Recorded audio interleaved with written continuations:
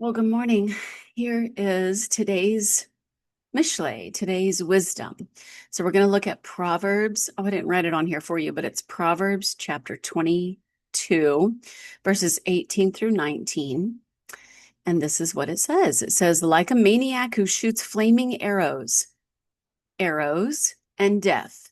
So flaming arrows, but also arrows and death. So is a person who deceives his neighbor and says, I was only joking. This proverb really stuck out with me today, and I'm going to look at it and share with you under the lens or through the lens, but I'm going to choose four lenses today. So I'm going to change things up for us. So today is the second day of the week, it being that it's Monday. It's the second day. So we're going to look at the second day of creation. And without too much explanation, on the menorah lamp of the righteous, on the second lamp, we have understanding. And then the second festival for the year, the second annual festival, is the Feast of Unleavened Bread. And then guess what? We have another menorah. It's the lamp of the wicked. So again, not too much background, just the second lamp on the one on the righteous, we already talked about. It's the lamp of understanding, but on the lamp of the wicked, it's the lying tongue. All right, so now without too much confusion, let's just take this proverb and I'll give you the summary first. All right, so are you ready for that?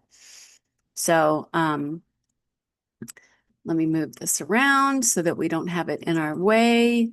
And then I have this proverb, or these two verses, is a meditation on the power and responsibility of speech in shaping relationships. All right, so wisdom, remember we are looking at the lamp of wisdom, and purity, which is representative of the Feast of Unleavened Bread, must govern, or think about it like ruling. It must rule our communication, the words that we're speaking, our tongues. Basically, it must rule our tongues. It's sounding a lot like James, right? The book of James that gives us an enormous amount of wisdom. All right. Rejecting the chaos and relational rupture brought about by deceit and lies. So that's the summary. Let's go through a little bit of the breakdown. All right. So day 2 of creation, in summary, underscores the critical importance of boundaries and relational clarity. If you read the account of day 2 of creation, you're going to see that the Lord sets the boundaries. It is imperative that we follow his lead, that we understand how to set boundaries. I would say with him. I wouldn't do it without him. All right, but the Lord set boundaries on day 2 of creation. All right, so let me start over. Underscores the critical importance of boundaries and relational clarity. Deceit, like the madman's firebrands, erodes those boundaries, destabilizing connections meant to bring about order and blessing. Yeah, we don't want to do that, do we? Now you're starting to see how, when we look through the lens of day 2 and what it means on day 2, which was setting boundaries, how does this proverb, how can we glean wisdom from this proverb through that lens? And that's what I just read to you.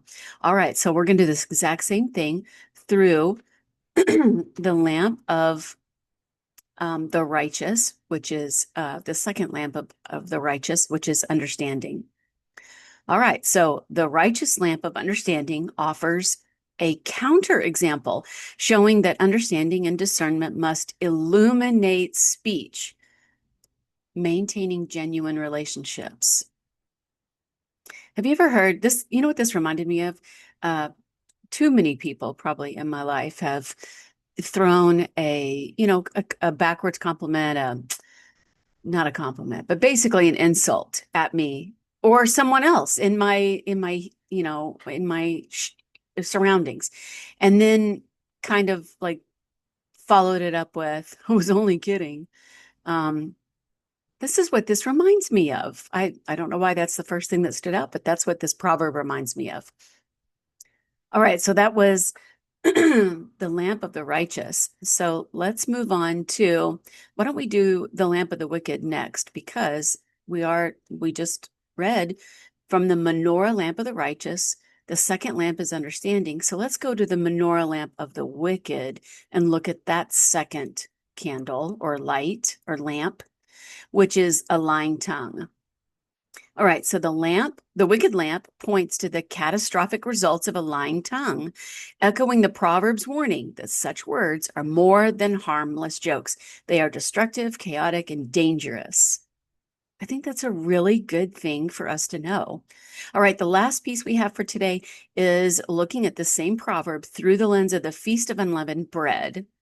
All right, which is represented by purity. So Matzah's purity calls for speech and relationships free from the leaven of malice and wickedness.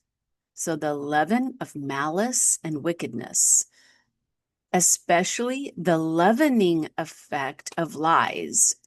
Let me pause right here and say, if you don't celebrate this particular feast, which I'm learning the basics. So if you do and you know a lot more than me, please don't hesitate to comment. Okay. So we can all learn together. That's the point, is that we all learn together. So feel free to share any wisdom below, wherever you're watching this. But what I do know is, the Feast of Unleavened Bread was about removing, I think a part of it was about removing the leaven from their dwelling.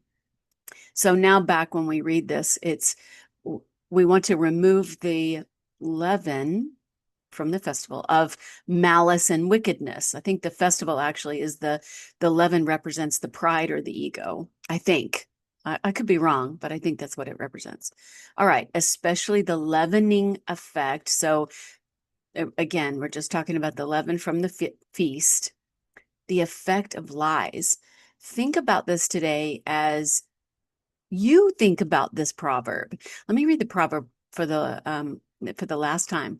Like a maniac who shoots flaming arrows and death, so is a person who deceives his neighbor and says, I was only joking. All right. Well, you know what? I love you. That's it for today. I can't wait to see you on the next one. And I love you. Bye.